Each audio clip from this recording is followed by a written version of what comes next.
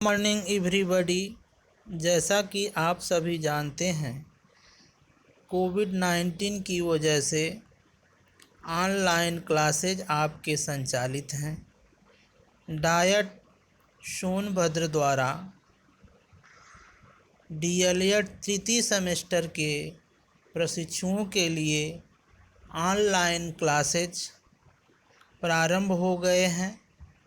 मैं प्रवक्ता नीरज शर्मा आज डीएलएड तृतीय सेमेस्टर के समावेशी शिक्षा, विशिष्ट आवश्यकता वाले बच्चों की शिक्षा, निर्देशन और परामर्श विषय को प्रारंभ करूंगा। सर्वप्रथम आज हम विशिष्ट आवश्यकता वाले बालक, स्पेशल नीड चिल्ड्रेन पे बातचीत करेंगे। विशिष्ट आवश्यकता वाले बालक चैप्टर में हम अध्ययन कुछ बिंदुओं पे करेंगे, जैसे शैक्षिक समावेशन से अभिप्राय, पहचान, प्रकार, निराकरण, यथा अपवंचित वर्ग, भाषा, धर्म, जाति, क्षेत्र, वर्ण, लिंग, शारीरिक दक्षता, दृष्टि बाधित, श्रवण बाधित एवं वाक अस्थि बाधित, मानसिक दक्षता, समावेशन के लिए आवश्यक उपकरण, सामग्री, विधियाँ, टीएलएम एवं अभिवृत्तियाँ, एटीट्यूड, समावेशित बालकों का अधिगम जांचने हेतु आवश्यक टूल्स एवं तकनीकी, समावेशित बालकों के लिए विशेष शिक्षण विधियाँ यथा ब्रेल लिपि आदि। ये विशिष्ट आवश्यकता वाले बालक नामक चैप्टर के प्रमुख कंटेंट हैं, जिस पे क्रमशः चर्चा की जाएगी। आज सर्वप्रथम हम शैक्षिक समावेशन या एजुकेशनल इंक्लूजन के बारे में जानेंगे। शैक्षिक समावेशन निःशक्त बालकों की शिक्षा को समावेशी शिक्षा कहते हैं। छात्रों में विविध प्रकार की विषमताएं, विशिष्टताएं पाई जाती हैं। यह विशिष्टताएं तथा विषमताएं शारीरिक, मानसिक, आर्थिक, सामाजिक तथा लैंगिक कारणों से उत्पन्न होती हैं। इन विषमताओं को सामान्य बनाने तथा समाप्त करने के लिए शैक्षिक समावेशन पर्याप्त योगदान कर रहा है। शैक्षिक समावेशन के लिए समावेशी शिक्षा आधार का कार्य करती है। शिक्षा ही एक ऐसा अमोघ अस्त्र है जिसके द्वारा समाज के प्रत्येक प्राणी को उसका अधिकार मिल सकता है। विद्यालय की इस ओर अपना पूर्ण दायित्व का निर्वहन कर रहे हैं। विद्यालय तथा शैक्षिक समावेशन के विशेष विद्यालयों द्वारा इस विषमता के कार्य को संपन्न किया जा सकता है। इसलिए शिक्षक प्रशिक्षण के पाठ्यक्रम में प्रशिक्षुओं के लिए इस समावेशित विषय को अध्ययन के लिए विशेष दृष्टि से रखा गया है, जिससे भावी शिक्षकों के व्यवहार में विशेष आवश्यकता वाले बच्चों के प्रति संवेदनशीलता उत्पन्न हो सके और वे ऐसे बालकों को सामान्य बालकों के समान बनाने में अपना योगदान दे सकें। साथ ही विशेष आवश्यकता वाले बालकों की आत्मानुभूति का दर्शन कर सकें, शिक्षण कार्य के दायित्व को भली प्रकार समझ सकें। शैक्षिक समावेशन से अभिप्राय, मीनिंग ऑफ एजुकेशनल इंक्लूजन। शैक्षिक समावेशन का आशय उस शिक्षा व्यवस्था से होता है जो कि छात्रों की शारीरिक एवं मानसिक असमानताओं के अनुरूप होती है। शैक्षिक समावेशन किसी एक व्यक्ति अथवा छात्र के लिए नहीं होता, वरन उन सभी छात्रों के लिए होता है जो सामान्य वातावरण में कार्य नहीं कर पाते।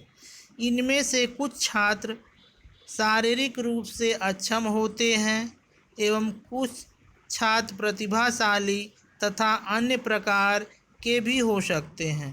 सभी स्थितियों में छात्रों को शैक्षिक समावेशन की आवश्यकता होती है, क्योंकि सामान्य वातावरण में सामान्य स्तर के छात्र ही कार्य कर पाते हैं। सामान्य स्तर से अधिक एवं कम योग्यता वाले तथा सामान्य से भिन्न छात्रों के लिए शैक्षिक समावेशन की व्यवस्था की जाती है। शैक्षिक समावेशन को विद्वानों ने निम्नलिखित रूप से परिभाषित किया है। इन परिभाषाओं पर चर्चा करने से पूर्व हम आप सभी को अवगत कराना चाहेंगे कि समावेशी शिक्षा वास्तव में ऐसी शिक्षा है जो विभिन्न प्रकार के बालकों जैसे सामान्य बालक, विशिष्ट आवश्यकता वाले बालक, दिव्यांग बालक, सभी को एक साथ एक ही कक्षा में एक ही शिक्षक द्वारा एक ही विधि से दी जाने वाली शिक्षा है।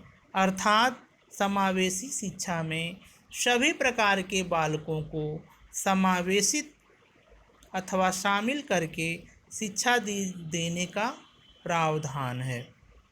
इनके लिए एक ही शैक्षिक वातावरण, एक ही क्लास, एक ही शिक्षक और एक ही पाठ्यक्रम होता है। सबको साथ ले करके चलने वाली ये शिक्षा है। अब हम शैक्षिक समावेशन पर दी गई कुछ परिभाषाओं के बारे में जानेंगे। सर्वप्रथम श्रीमती R.K. शर्मा की परिभाषा पर चर्चा करेंगे। R.K. शर्मा के अनुसार शैक्षिक समावेशन से अभिप्राय उन सभी छात्रों की शिक्षा व्यवस्था से है जो अपवंचित वर्ग, भाषा, धर्म, जाति, क्षेत्र, वर्ग, लिंग तथा शारीरिक एवं मानसिक दक्षता से ग्रसित हैं। इस प्रकार के छात्र प्रतिभाशाली एवं शारीरिक रूप से अक्षम दोनों में हो सकते हैं। दूसरी परिभाषा है प्रोफेसर S.K. दुबे की। इन्होंने शैक्षिक समावेशन को परिभाषित करते हुए कहा है, शैक्षिक समावेशन का आशय उस शिक्षा व्यवस्था से है जो सामान्य स्तर के छात्रों से अधिक एवं निम्न मानसिक स्तर के छात्रों के लिए होती है। इसका स्वरूप छात्रों की योग्यता, क्षमता एवं स्थितियों के अनुरूप होता है। इन परिभाषाओं से स्पष्ट हो जाता है कि शैक्षिक समावेशन किसी एक श्रेणी के छात्र के लिए नहीं होता, वरन उन सभी छात्रों के लिए होता है जिनको इसकी आवश्यकता होती है। आज की शिक्षा का उद्देश्य सामान्य से भिन्न छात्रों का भी सर्वांगीण विकास करना है। छात्र को इस स्थिति में उसकी क्षमता एवं योग्यता के अनुसार शिक्षा प्रदान करना शैक्षिक समावेशन के अंतर्गत आता है। प्रतिभाशाली तथा शारीरिक एवं मानसिक अक्षमता से युक्त बालकों के लिए शिक्षा संबंधी क्रियाकलाप इनके अंतर्गत आते हैं। शैक्षिक समावेशन की विशेषताएं।